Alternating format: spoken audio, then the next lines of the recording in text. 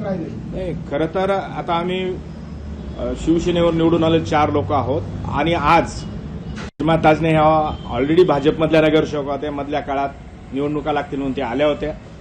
त्याच्यानंतर प्रशांत दिवे हा आमचा नगरसेवक आज एक गेलेला आहे. बागुल सचिन मराठे हे 2012चे नगरसेवक ते, परंतु तो आमचा जुना शिवसैनिक आहे. आणि मी बोलल्याप्रमाणे यांना आमची फॅक्टरी बाळासाहेबांची उद्धव साहेबांची फॅक्टरीमध्ये प्रोडक्ट लागते.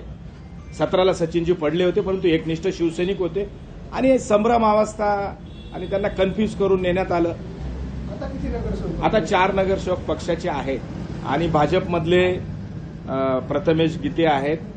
त्याच्यानंतर पांडेताई वारले आहेत, गाडेकरताई वारले आहेत, परंतु त्यांचं कुटुंब आमच्या सोबत आहे. आता नगरसेवकांची नावं कोण नगरसेवक आहे तुमच्याकडे आता? केशव तात्या पोरजे, आढावताई, कोठोळेताई आणि मी स्वतः 4 नगरसेवक आहेत आणि भाजपमधून निवडून आलेले प्रथमेश गीते आहेत.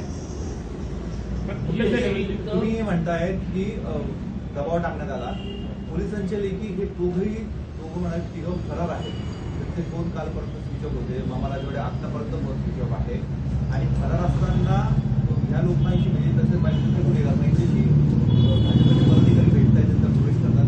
हे तुम्हाला ऑब्जेक्शनेबल वाटत? नाही, आहेच ना. भाजपची ती स्ट्रॅटेजीच आहे. आतापर्यंत तेच करत आले ना. राज्यात केलं, देशात केलं, प्रत्येकाला काही नाही तर काही त्रास देणं आणि 100% त्याच्यामुळे आदरणीय सुनील भाऊ बागुल यांना प्रेशर करून गुन्ह्याचं धाक दाखवून नेलेलं हे सर्व महाराष्ट्राला माहिती. तुम्ही कालपर्यंत अगदी त्यांच्याबरोबर हे बघा, अंदाज नाही आला. मामा राजवाडेला तुम्ही पद दिलं, महानगर प्रमुख केलं, तुम्हाला अंदाज आले नाही या लोकांना आपण देताना?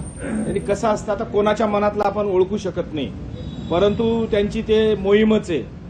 मग भाजप असेल किंवा शिंदे गट असेल की लोकांच्या घरी जाऊन बसा, वेगवेगळ्या पद्धतीने त्यांना टॅकल करा आणि त्यांनी या 2 दिवसात म्हणजे त्यांनीच गुन्हे दाखल करायला लावले प्रेशर टाकून आणि तेच घेऊन गेले. खरं म्हणजे पक्षप्रवेश एवढा महत्वाचा गंभीर गुन्हा तुम्हाला वाटतं का? सुनील बागुल सारख्या व्यक्ती मी परवा पण बोललो, 4 दिवसापूर्वी बोललो की सुनील भाऊ काही फटका मारायला गेले का रॉबरी करायला गेले का, परंतु तो गुन्हा जर तसाच ठेवला. ती जी प्रक्रिया आहे ती मोठी प्रक्रिया आहे.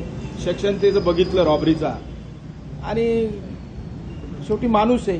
तुम्ही निवेदन दिलं पोलीस आयुक्तांना, त्याच्यामध्ये नेमकं काय म्हणतात? म्हणजे हे दोघं नसताना हा गुन्हा दाखल आहे. तुम्ही काय त्यावेळेस? नाही, त्यावेळेस आम्ही मामा राजवाडे तिथं पोलीस खातं म्हणत होतं की मामा स्वतः त्या मारामारीत असतील, परंतु ते मुलं गेल्यानंतर त्यांना सोडवण्यासाठी गेले आणि त्यांनी संशयित म्हणून 7 आणि इतर 15 ते त्यांच्या पद्धतीने नावं टाकता. हो, आलं का लक्षात? जे काही लोक नसेल त्यांची सुद्धा त्यांनी नावं घेतलेली आहेत. पण ज्या पद्धतीनं मामा राजवाड्यांशी संपर्क झाला असेल. लोकशाही मराठी ऐका, पहा, जागरूक रहा.